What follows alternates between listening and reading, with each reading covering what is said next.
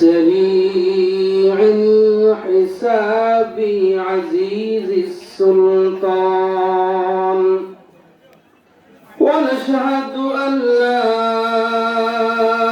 إله إلا الله وحده لا شريك له ونشهد أن محمدًا عبده ورسوله أما بعد فأعوذ بالله من الشيطان الرجيم بسم الله الرحمن الرحيم وقضى ربك ألا تعبدوا إلا إياه وبالوالدين إحسانا إلى آخر الآية. عن أبي هريرة رضي الله تعالى عنه قال قال رسول الله صلى الله عليه وسلم ثلاث دعوات مستجابات لا شك فيهن دعوة المظلوم ودعوة المسافر ودعوة الوالد على ولده.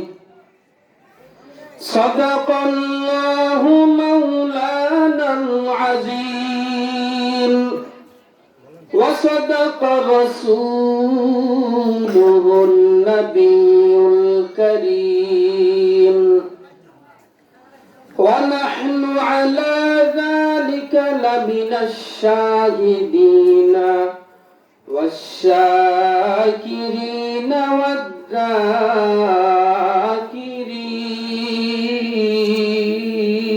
والذاكرين والحمد لله رب العالمين.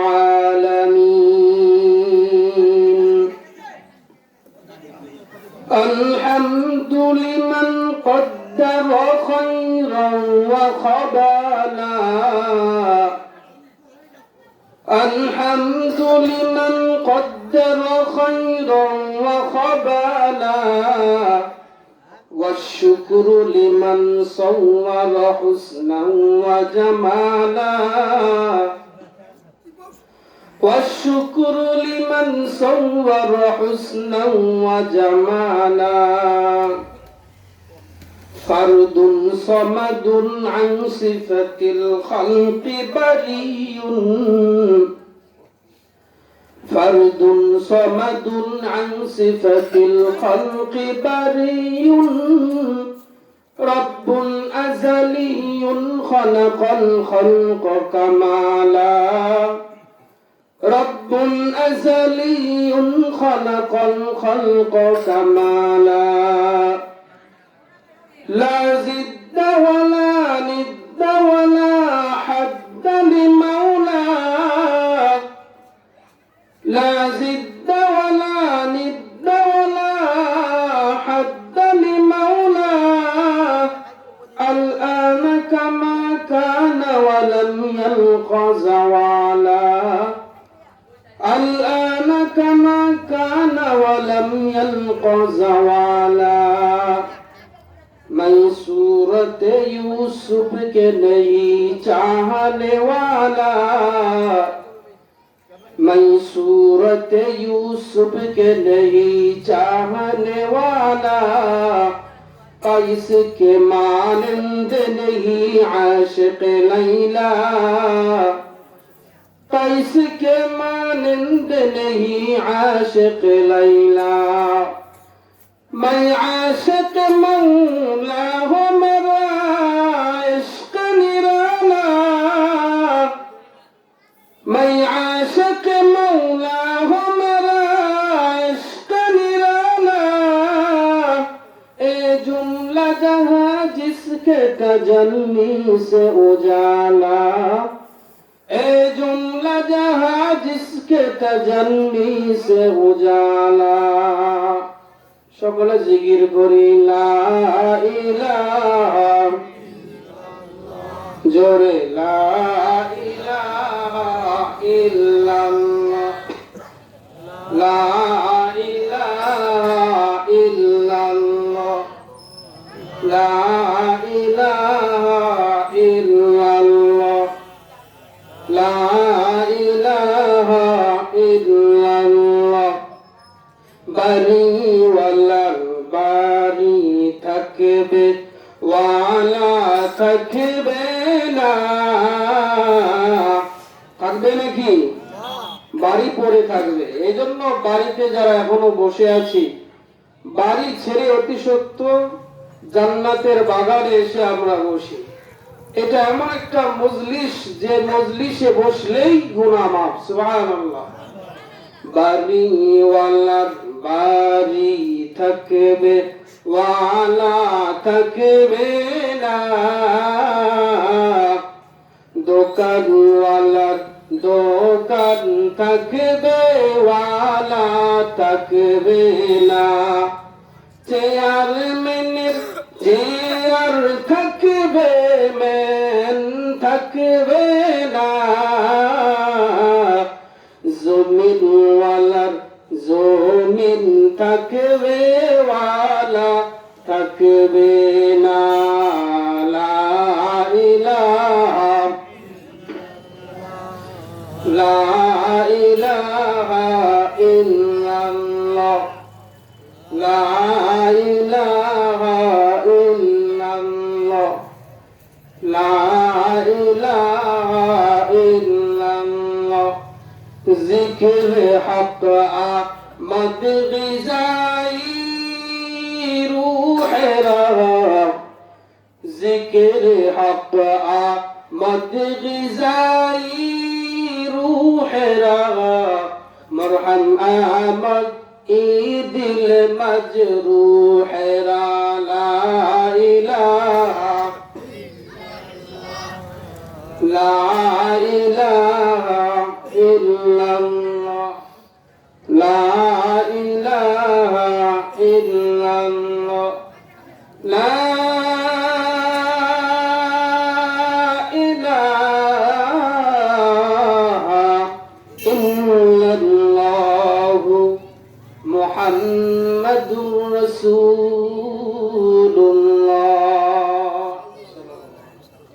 পশ্চিম পাড়া ঝাড়বাড়ি জামে মসজিদের উদ্যোগে আয়োজিত আজকের ওয়াজ মাহফিলের সম্মানিত সভাপতি, প্রধান অতিথি, বিশেষ অতিথিবৃন্দ, দূর দূরান্ত থেকে আগত ইসলাম প্রিয় দিন প্রিয় মুসলমান ভাইয়েরা, মুরব্বী বাবারা, পর্দানিশীন মা ও বোনেরা, সোনার বাংলার সোনার ছেলে, যুবক বন্ধুগণ, স্নেহের ছোট ছোট কচিকাচারা, সকলকে জানাই আন্তরিক মুবারকবাদ ও অভিনন্দন। আমরা সর্বপ্রথম সে মহান মুনিব, মহান স্রষ্টা, মহান দ্রষ্টা আল্লাহ রাব্বুল আলামিনের দরবারে শুকর গুজার করছি যে মহান মুনিব আমাদেরকে এখানে আসার, কিছু কথা বলার এবং শোনার তৌফিক দান করলেন। এজন্য জোরে সোরে উচ্চ কণ্ঠে শরীরের সমস্ত শক্তিকে একত্র করে বুকের আওয়াজকে মুখে এনে চিৎকার করে বলছি আলহামদুলিল্লাহ। তো আমি আপনাদের সামনে কিছু আয়াত কারিমা তেলাওয়াত করেছি, এগুলোকে সামনে রেখে ইনশাআল্লাহ কিছু বলার চেষ্টা করব, আল্লাহ তাআলা যতটুকু তৌফিক দান করেন। তো আমরা এই যে জান্নাতের বাগানে আসলাম, আমরা নিজেরা আসতে পারি নাই, আমাদেরকে আসার তৌফিক দিয়েছেন কে? আর আওয়াজ করে বলি কে? অনেক মানুষ এসেছে কিন্তু দোকানপাটে ঘুরছে, ঠিক কিনা? বসার মতো তৌফিক হয় নাই, আল্লাহ তাআলা তৌফিক দেন নাই। কেউ কেউ মনে করতেছে যে মাহফিলে বসে কি লাভ, দূরে বসে বসে বিড়ি টানবো আর ওয়াজ শুনবো, ঠিক কিনা?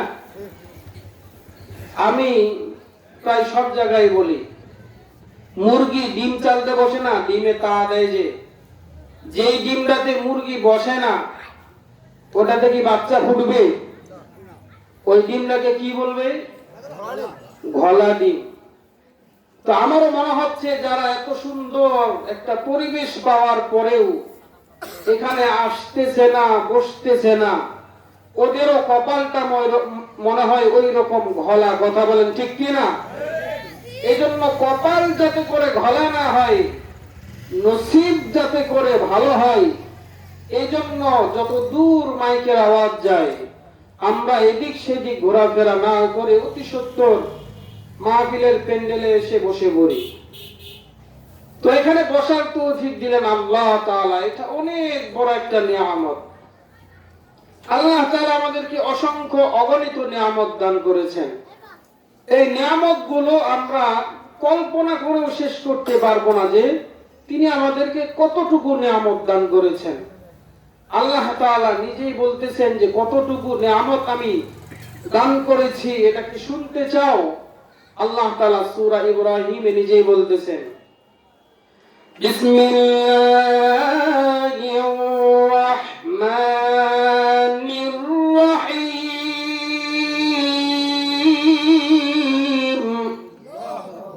আর আওয়াজ করে বলি আল্লাহু আকবার। আল্লাহ রাব্বুল আলামিন বলতেছেন, ওয়া ইন তাউদ্দু নি'মাতান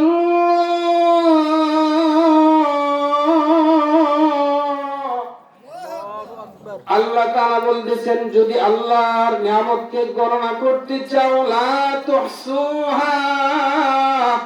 আল্লাহ তাআলা বলতেছেন বান্দারে এত বেশি নিয়ামত দান করলাম, নিয়ামত গুলো যদি বসে বসে গণনা করতে চাও কখনো আমার নিয়ামত গুলো গণনা করে শেষ করতে পারবা না।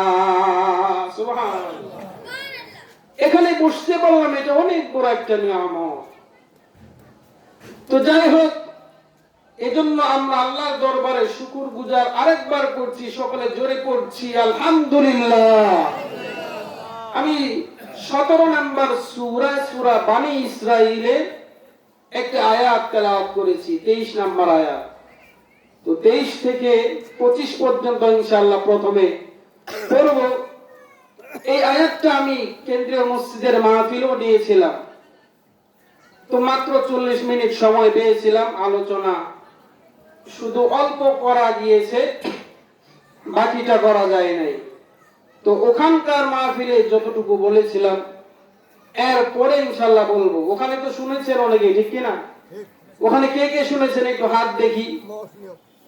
অনেকেই শুনেছেন, এই জন্য ওই আলোচনার পর থেকে ইনশাআল্লাহ বলবো।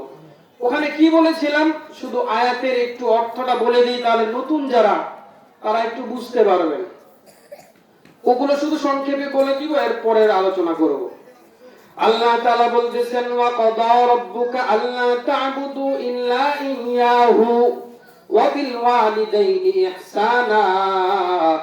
আল্লাহ তাআলা বলতেছেন বান্দারে আমার ফয়সালা হলো যে মৃত্যু পর্যন্ত আমার গোলামি করবে, আমার ছাড়া আর কারো গোলামি করা যাবে না।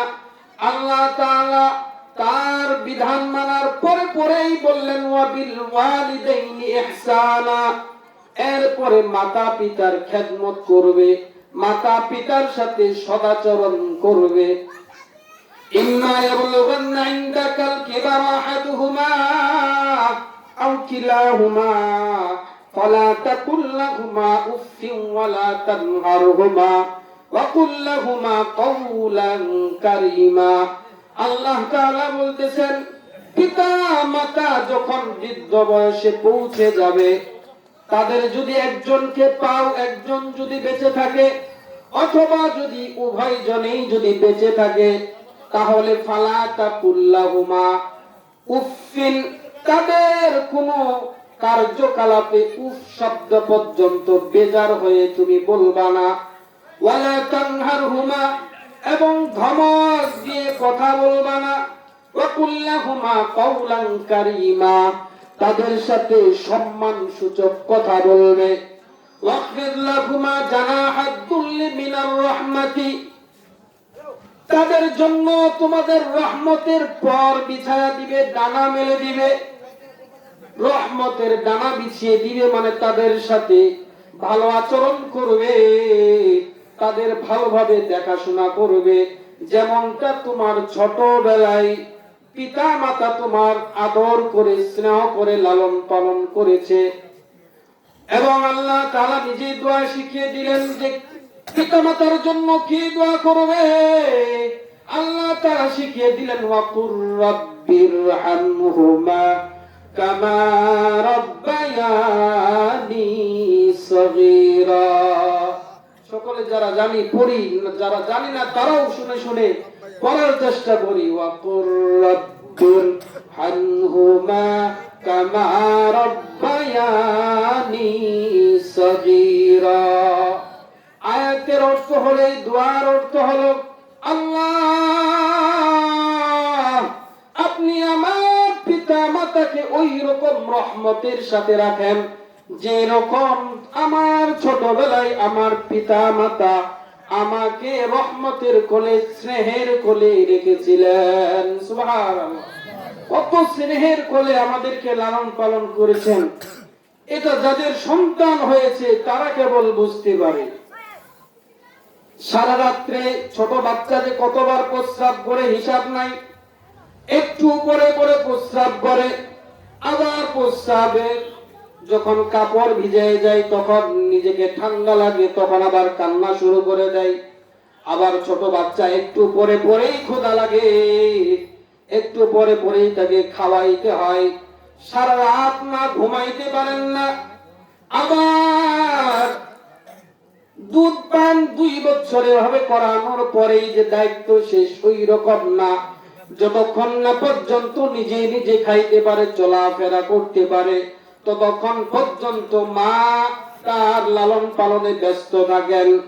ছোটবেলায় এমন হয়, মা খেতে বসেছেন কিন্তু বাচ্চার কান্না থামে না। ওই সময় খাওয়া ছেড়ে তাকে কোলে নিতে হয়। আবার এই রকম সময় হয়, খেতে বসেছেন, এমন সময় বাচ্চা পায়খানা করে দিয়েছে, আশেপাশে কেউ খাবার খেলে প্লেট নিয়ে দূরে চলে যায়, অথবা বাচ্চাকে কেউ ধরতে যায় না গন্ধের কারণে। মা কখনো এমনটা করেন না। মা সুন্দর করে খাবারের প্লেটটা রেখে দিয়ে হাতটা ধুয়ে বাচ্চাকে সুন্দর করে পরিষ্কার করে তাকে একটা কোনো কিছু ব্যবস্থা করে এরপরে বাকি খাবারটুকু ওভাবে খেয়ে ফেলেন। ঘৃণা করেন নাকি? ঘৃণা করেন না। বাচ্চাকে পরিষ্কার করে হয়তো ঘুমিয়ে দিয়ে না হয় কারো কোলে তুলে দিয়ে ওরে বাকি খাবারটা পারলে খাই, না হলে ওইটাও খেতে পারেন না। এরকম ছোটবেলায় আমাদেরকে লালন পালন করেছেন পিতামাতা। এজন্য বড় হয়ে গেলে, আমার বয়স যখন যুবক বয়স, তখন পিতা মাতাকে অবহেলা করা যাবে না। কারণ আমরা যখন ছোট ছিলাম কিছুই বুঝতাম না, একটা শব্দ বারবার বলতাম। যদি একটা কাক কেউ দেখিয়ে বলতাম বাবা ওটা কি, বাবা বলতো ওটার নাম কাক। মাকে যদি বলতাম ওটার নাম কি, মা বলতো কাক। 100 বারও যদি ছোট বাচ্চা বলে ওটা কি, মা বাবা বলে দেয় ওটার নাম কাক। কিন্তু যখন আমরা সবল হয়ে যাই, পিতামাতা দুর্বল হয়ে যায়, একটা কথা যদি 2 বার জিজ্ঞাসা করে আমরা ঝাড়ি দিয়ে উঠি, বলি যে তোমার তো শোনার কি দরকার, বলি কি বলি না? আল্লাহ তাআলা ওটাই বলতেছেন, ইন্দাকাল কিবার যখন দুর্বল বয়সে পিতামাতা পৌঁছে যাবে, তখন ওই রকম ঝাড়িয়ে দিবে না, ধমক দিবে না, পিতামাতার সাথে ওই রকম আচরণ করবা না।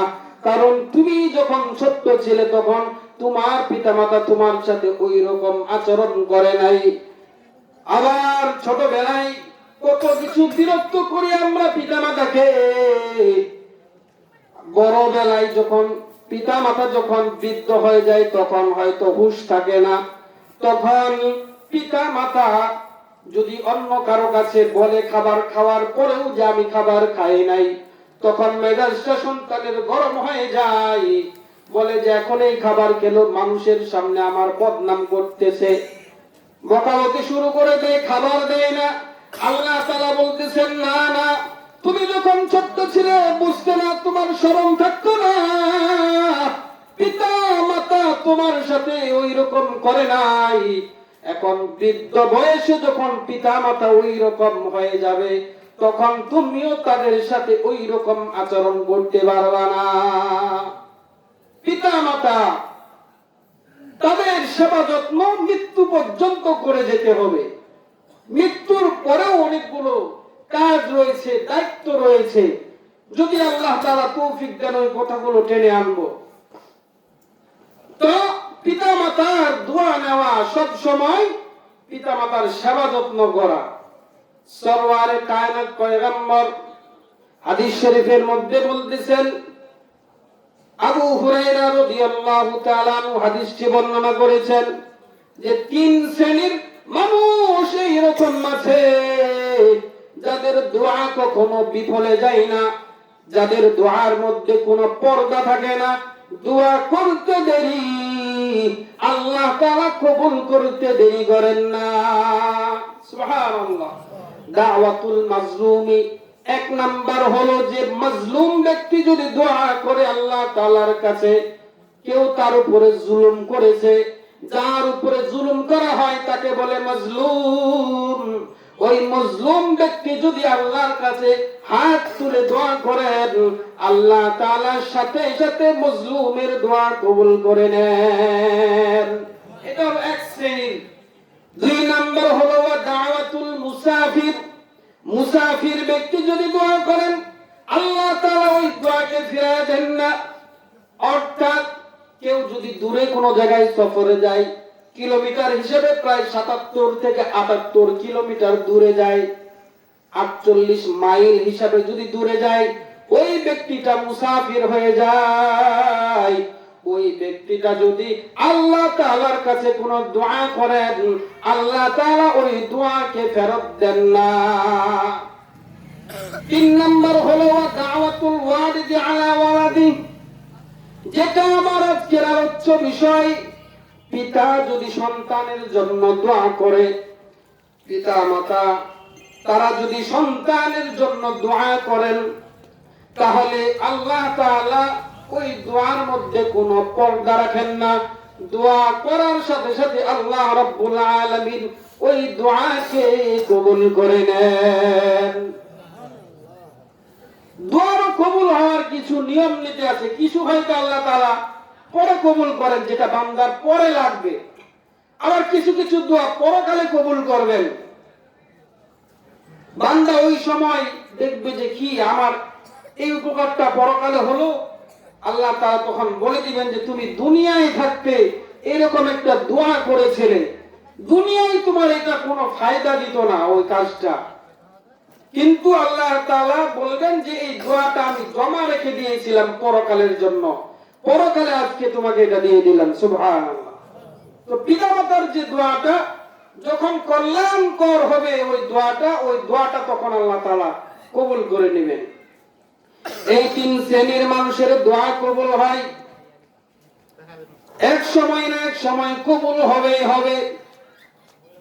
বাইজিদ বুস্তামি রাহিমাহুল্লাহু তাআলা, তিনি যখন ছোট্ট মানুষ, ছোটবেলায় তার মা বাইজিদকে একদিন রাত্রির বেলায় ঘুম থেকে উঠে বললেন যে বেটা রে, আমার তো গলা শুকিয়ে গিয়েছে, আমার পানির পিপাসা লেগেছে, আমাকে পানি দাও।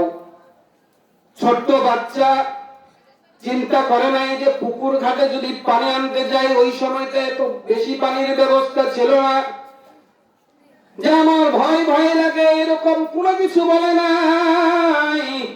ওই ছোট্ট বায়েজিদ কলস নিয়ে পুকুর পাড়ে চলে গিয়েছেন, পুকুর থেকে পানি নিয়ে এসেছেন। একটু বিলম্ব হয়ে গেল, এই জন্য মা এতক্ষণে ঘুমিয়ে পড়েছেন। সন্তান চিন্তা করলেন, মা যদি ঘুম থেকে উঠে দেখে যে পানি নাই তাহলে কষ্ট পাবেন। এই জন্য বায়েজিদ একটা গ্লাসে করে পানি নিয়ে দাঁড়িয়ে আছে। মাও তার ঘুম ভাঙ্গে নাই, বায়েজিদও সারা রাত দাঁড়িয়ে আছে শীতের দিন। যখন ফজরের সময় হয়ে গিয়েছে, মা তাকিয়ে দেখেন ছোট্ট বাচ্চা দাঁড়িয়ে আছে। বায়েজিদ, বাবা তুমি কেন দাঁড়িয়ে আছো, তুমি কি ঘুমাও নাই? বায়েজিদ বলতেছে, মা আপনি না পানি চেয়েছেন, পানি না দিয়ে আমিও যদি ঘুমিয়ে পড়তাম, আপনি যদি পরে পানি চাইতেন তাহলে হয়তো আপনার কষ্ট হয়ে যেত। আপনার যাতে করে কষ্ট না হয় এই জন্য আমি সারা রাত্রি পানি নিয়ে দাঁড়িয়ে রয়েছি। তার মা দোয়া করে দিলেন, যে আল্লাহ আমার বায়েজিদকে আপনি জামানার ওলি বানায় দেন। আল্লাহ তাআলাও দোয়া কবুল করে নিলেন এবং বায়েজিদকে যুগ শ্রেষ্ঠ বুজুর্গ আল্লাহ তাআলা বানায় দিলেন। সুবহানাল্লাহ। মায়ের দোয়া লাউহে মুমিন, মায়ের দোয়া লাও, মায়ের দোয়া লাউহে মুমিন, মায়ের দোয়া লাও। বিপদে পড়বে না তুমি যখন যেথায় যাও, বিপদে পড়বে না তুমি যখন যেথায় যাও। মায়ের দোয়া লাউহে মুমিন, মায়ের দোয়া লাও, মায়ের দোয়া লাউহে মুমিন, মায়ের দোয়া লাও। আমার নবী করেন ঘোষণা, মায়ের দোয়া বৃথা যায় না। আমার নবী করেন ঘোষণা, মায়ের দোয়া বৃথা যায় না। সন্তানেরে করবে দোয়া মাকে বলে দাও, মায়ের দোয়া লাউহে মুমিন, মায়ের দোয়া লাও, মায়ের দোয়া লাউহে মুমিন, মায়ের দোয়া লাও। মায়ে যখন দোয়া করে চলে যায় ওই আরশ পরে, মায়ে যখন দোয়া করে চলে যায় ওই আরশ পরে, সাথে সাথে কবুল হয়ে ফল দেখিতে পাও। মায়ের দোয়া লাউহে